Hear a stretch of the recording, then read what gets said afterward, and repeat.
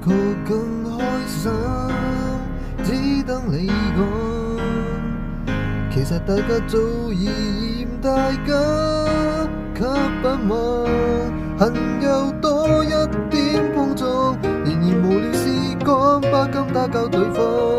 要是你願意誠實講一堂，彼此都起碼覺得釋放。不要哭，我也忍得了這些年來的委屈，沒法真心愛下去，只好真心真意的結束。別再做情人，做隻貓，做隻狗，不做情人，做隻寵物，至少可愛為人，和你不瞅不睬，最終只會成為敵人。淪為舊朋友，是否有情深？沒有心，只想恨人。若有空，難道有空可接吻？注定似個路人陌生，你怎麼收贈？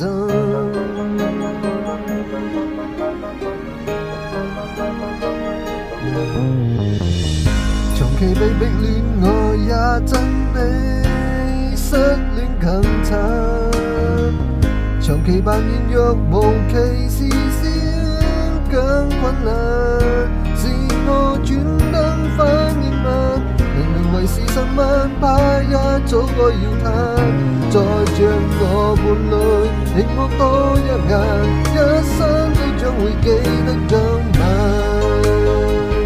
別再做情人，做隻貓，做隻狗，不做情人，做隻寵物，至少可愛為人，和你不瞅不睬，最終只會成為敵人。淪為舊朋友，是否有情深？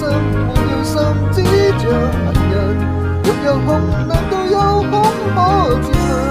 這預告發自其實內心。對不起，自動分手錯愕的你，怕會傷感。麻木的我，現在也可轉行，來和你心生。別再做情人，做隻貓，做隻狗，不做情人。做隻寵物，至少可愛為人，和你相交不遲，無謂被若會被你憎。淪為舊朋友，是否有情深？沒有心，只像恨人。若有空，難道有空可接吻？注定似個路人陌生，你怎麼收贈？